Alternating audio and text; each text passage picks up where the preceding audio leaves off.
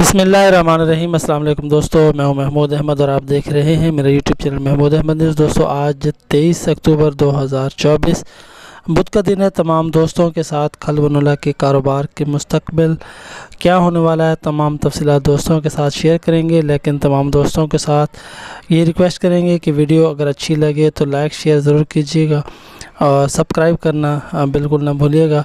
और तमाम दोस्तों को बताते चलें कि हमारी वीडियो बनाने का मकसद खल के हवाले से या कारोबार के हवाले से यही है कि जो हमारे पास इंफॉर्मेशन हो वो अपने तमाम कारोबारी हजरात तक बर वक्त पहुँचा सकें ताकि वो अपने कारोबार को बेहतर तौर पर अंजाम दे सकें। तो सबसे पहले दोस्तों हम बात करते हैं खलबनुल्लाह के रेट, तेल के रेट की बात करेंगे और इसके बाद ये जानने की कोशिश करेंगे कि क्या आइंदा आने वाले दिनों में खलबनुल्लाह के रेटों में बेहतरी आ सकती है। तो ये बात भी तमाम तफसीलात तमाम दोस्तों के साथ डिस्कस करेंगे। सबसे पहले अगर दोस्तों हम खल की बात करते हैं, इस वक्त तो सिंध में जो इस वक्त कम रेट लो क्वालिटी की खल का रेट है 2400 और ज़्यादा से ज़्यादा जो हमारे पास रेटों की सूरत हाल रही है दोस्तों 2650 रुपये तक सिंध में इस वक्त खलबनुल्लाह के रेट की सूरत हाल है। जबकि अगर दोस्तों अगर हम तेल बनुल्लाह की बात करते हैं तो तेल बनुल्लाह का रेट भी काफ़ी प्लस है और आज की सूरत हाल बताएं तो 15,400 रुपये फ़ी मन 37,324 किलोग्राम का रेट तेल बनुल्लाह के हवाले से है।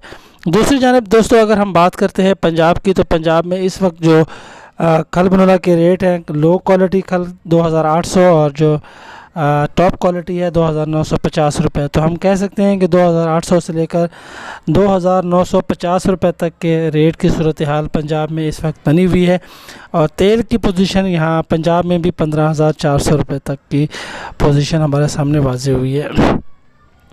तमाम दोस्तों को बताते चलें कि दोस्तों गुज़िश्ता 2 सालों की अगर हम बात करें तो 2 सालों में कॉटन जिनिंग सेक्टर को काफ़ी धचके लगे हैं, काफ़ी नुकसानात का सामना करना पड़ा है।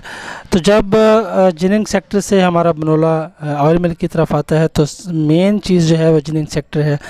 जिनिंग सेक्टर ही हमारी कॉटन खल बनुल्लाह के कारोबार को मंदा और तेज़ी में ले आने का सबब बनता है। तो गुज़िश्ता सालों की बात करें दोस्तों, जिनिंग सेक्टर जैसा कि लॉस में था, तो उस हवाले से जो बनुल्लाह की सेल नीचे रेटों में जिनर्स करते रहे और उनका यही अंदाज़ा रहा कि मार्केट बेहतर हो जाएगी। लेकिन बहुत ज़्यादा सेल नीचे रेटों में करने की वजह से मार्केट 2200 रुपये तक आई और फिर हमने देखा कि खल ने 3,500 रुपये के रेट टच किए और एक ही सीज़न में जो तेज़ी देखी गई वो 1,000 से लेकर 12 से 1300 रुपये फ़ी मन का इजाफा देखा गया है।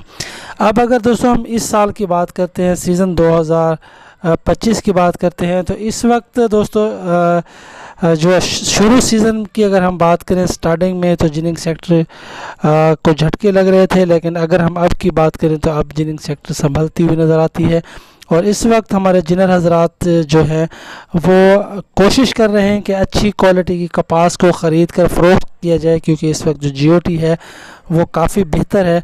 और दूसरे जो आइटम्स है, खल की बात करें या हम तेल की बात करें तो वो उसको बेचते हुए नज़र आते हैं ताकि उस पैसों को सर्कुलेट किया जाए और इस पैसे के साथ फिर दोबारा कपास की ख़रीदारी की जाए और अपने बिज़नेस को बढ़ाया जाए।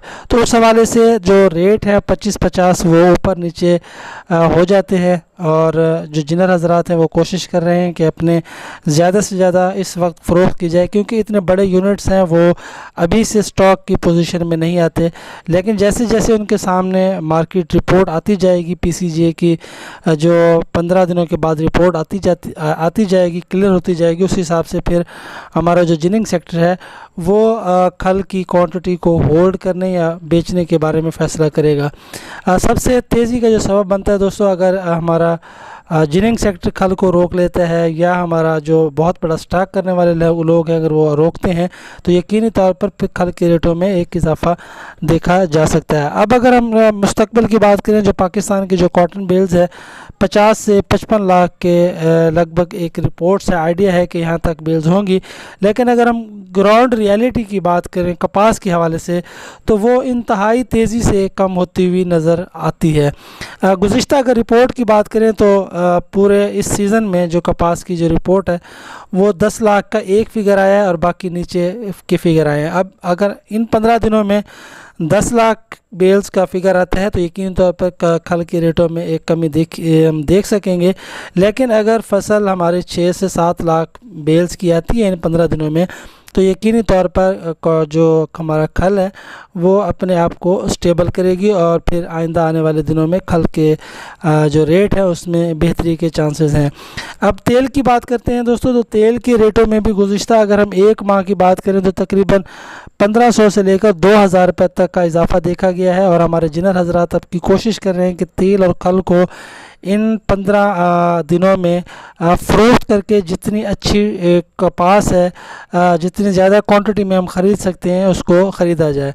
तो वो उस हवाले से लो क्वालिटी की कपास भी ख़रीद रहे हैं दोस्तों और हाई क्वालिटी की कपास ख़रीद रहे हैं। तो उससे बनने वाला जो बनोला है उसके हिसाब से फिर वो अपनी खल को बेचते हुए नज़र आते हैं। ओवरऑल दोस्तों अगर हम बात करें तो खल के इस साल खल के कारोबार में मंदे के चांसेस बिल्कुल नज़र नहीं आते, क्योंकि जो फसल है वो फसल पिछले साल से 40% कम रहने वाली है, क्योंकि पिछले साल 83 लाख बेल्स के फ़िगर आए थे और अगर हम अब की बात करें तो 50 लाख से ऊपर के फ़िगर नहीं लगते। और गंदम की अगर हम बात करें तो गंदम के रेट भी अब बढ़ते हुए नज़र आते हैं, जो स्टॉक है वो अब बिकता हुआ नज़र आता है। दूसरी जानिब अगर हम सरसों की बात करते हैं तो सरसों के रेटों में भी 1000 से 1500 रुपये तक का इजाफा, और तेल की बात करें तो 2000 रुपये तक का इजाफा उसमें भी देखा गया है। तो आने वाले अगर हम मुस्तकबिल की बात करें तो आने वाले जो नवंबर दिसंबर के महीनों में यकीनी तौर पर खल के रेटों में थोड़ा इजाफा देखा जाएगा और फिर मज़ीद इसमें हम तेज़ी के चांसेस खल में देख सकते हैं। और मंदे के दोस्तों इस वक्त मुकम्मल तौर पर जो चांसेस थे मार्केट 2200 रुपये होने तक की वो उम्मीद नहीं लगती। तो ये आज की सूरत हाल थी। तमाम दोस्तों को बताने का मकसद ये है कि खल के कारोबार में अपनी इन्वेस्टमेंट करनी चाहिए, लेकिन अपनी बसात के मुताबिक और अपनी समझ के मुताबिक। हम अपना तज्ज़िया देते हैं, अपनी इंफॉर्मेशन देते हैं अपने कारोबारी हजरात को, ताकि वो बेहतर तौर पर अपने कारोबार को जानते हैं और उनको मालूमात मिल जाए तो मज़ीद अच्छा फ़ैसला कर सकते हैं।